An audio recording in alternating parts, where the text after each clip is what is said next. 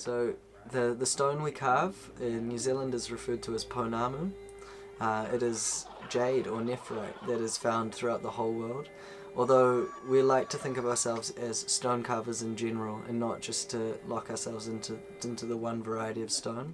Although for our income and what we predominantly do is 99% New Zealand pounamu.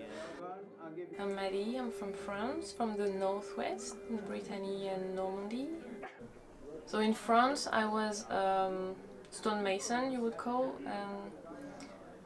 and basically I was specialized in restoration of sculpture and historical monument.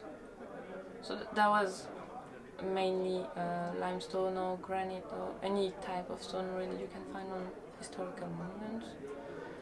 And I did that for 4 years, almost. And that was my principal activity. I was studying and working at the same time, like in an apprentice. And I did some voluntary work on historical monuments as well. My free time, so I was into it.